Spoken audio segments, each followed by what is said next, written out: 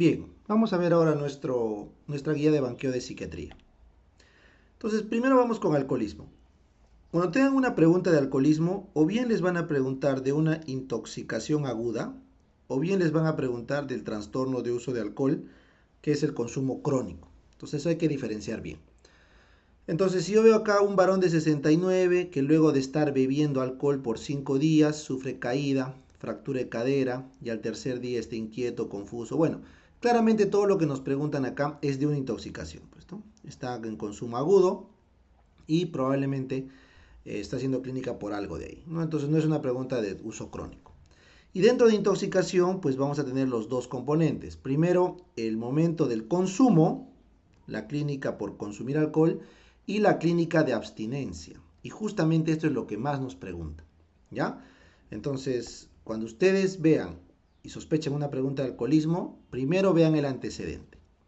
El paciente obviamente tiene que ser un bebedor, tiene que decirte, ¿ya? Cuánto tiempo, porque si recibió o no tratamiento, etcétera, para que tú veas si la pregunta va a ser de consumo agudo, de abstinencia, que eso solo ocurre en los alcohólicos crónicos que dejan de consumir, o te está preguntando por trastorno de uso.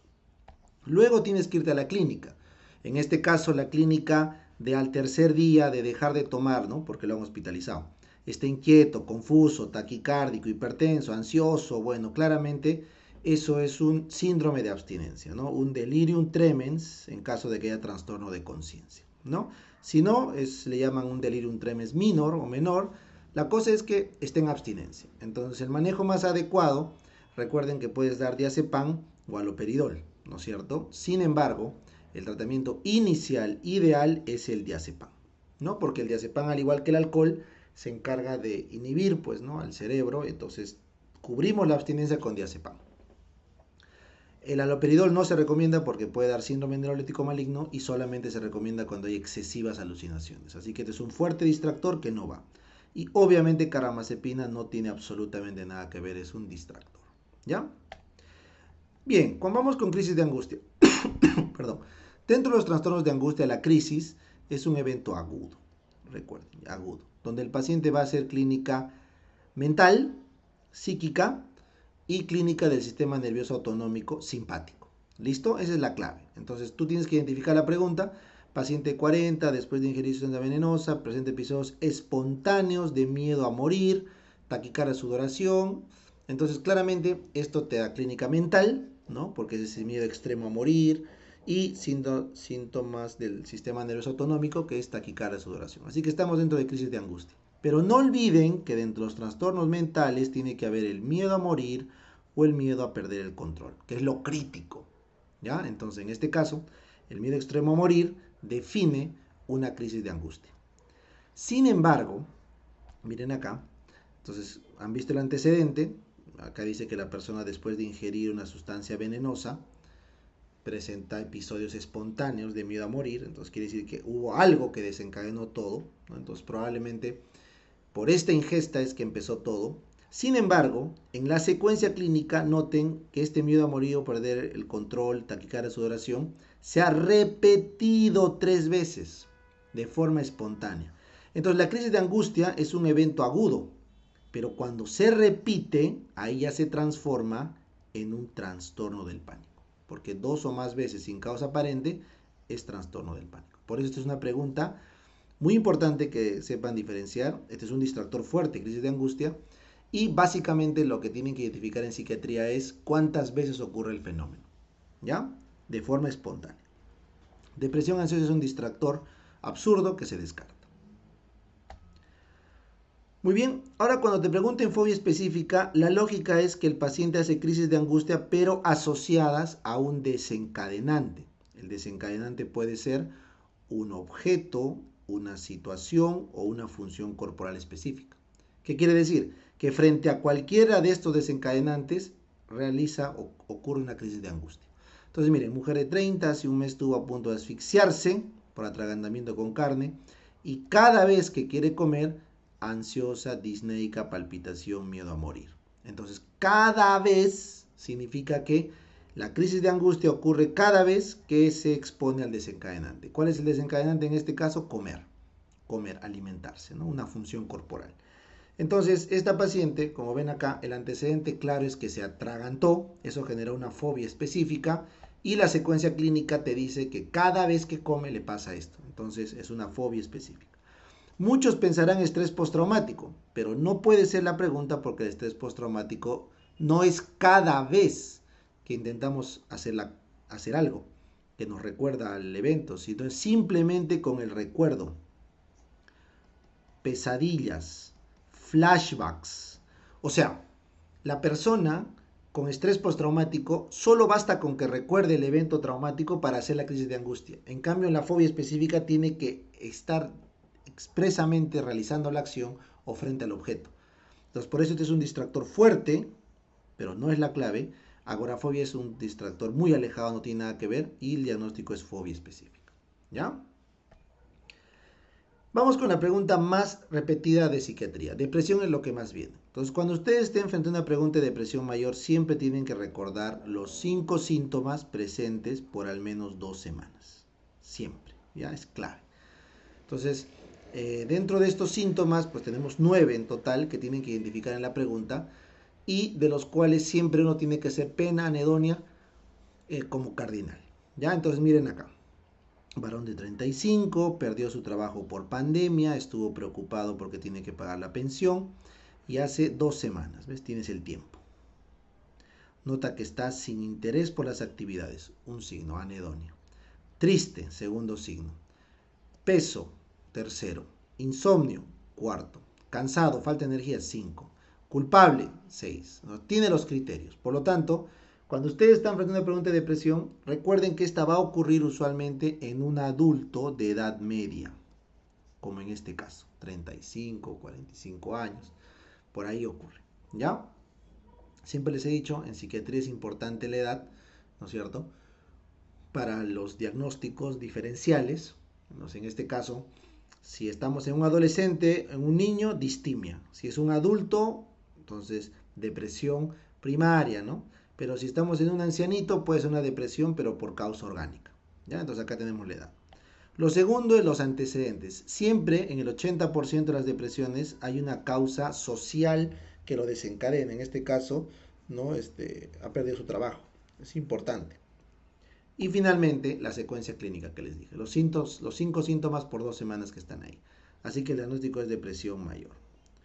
Un fuerte confusor puede ser distimia, pero recuerden que la distimia requiere que sea crónico la clínica y no cumple los 5 síntomas. Y ansiedad generalizada, este es un distractor que no tiene nada que ver. Entonces las preguntas de depresión son muy fáciles, solamente se necesita esos síntomas. Bien, cuando estamos frente a trastornos de personalidad deben recordar que les van a poner cualquiera de los 3 clústeres. Los grupo A, los solitarios, el grupo B, los inmaduros, o el C, que es el resto.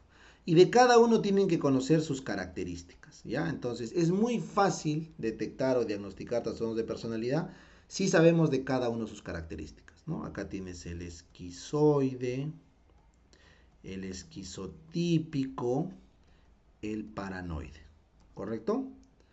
En el clúster B tienes el borderline, el narciso, el antisocial y el histriónico, ¿no es cierto? Y bueno, en el clúster C, que ya no tengo espacio por acá, lo vamos a poner el CDE, el compulsivo, el dependiente y el evitativo. Entonces, si ustedes quieren afrontar una pregunta de personalidad, tienen que saber 1, 2, 3, 4, 5, 6, 7, 8, 9, 10 características de cada uno, ¿no? Al menos una característica clave. El esquizoide vive solo. El esquizotípico, pensamiento mágico religioso. El paranoide cree que le hacen daño. El borderline, sentimiento de vacío. El narciso se cree superior. El antisocial, violento. Histriónico, llama la atención, ¿no? El anancástico compulsivo es el perfeccionista. El dependiente es el sumiso. Y el evitativo es el avergonzado, ¿no? Eso hemos visto en teoría. Entonces, cuando tengan esto, sale la pregunta al toque, ¿no? Te ponen acá, siempre fijarse en el sexo, es importante, abogada. ¿Por qué, Doc? Porque usualmente los esquizotípicos son mujeres, los borderline son mujeres, los histriónicas son mujeres, ¿ya? Dependientes, mujeres, son los de predominio. En cambio, los varones usualmente son los paranoides, los narcisos, los antisociales, los anancásticos compulsivos. ¿Ya? Y el resto, esquizoide y evitativo, está mixto. Entonces siempre el sexo es importante como guía, pero no lo define, solamente es como guía. ¿Ya? Luego tienes que ver la secuencia clínica. Se queja siempre ante su jefe por ser postergada en el estudio de sus méritos, sin embargo su rendimiento es promedio. O sea, es alguien promedio, pero quiere más halagos. Grita a la gente, ¿no? Afirmando que es la mejor abogada, sin embargo, hay otra colega que es mejor, ¿no? Como dice la pregunta. Entonces, una persona que se cree superior cuando no lo es un narciso, claramente, ¿no? Entonces, acá no tiene nada que hacer borderline, no hay sentimiento de vacío. Y un buen distractor es antisocial, pero el antisocial tiene que hacer daño al prójimo sin remordimiento, sin sentir culpa. Así que se descarta.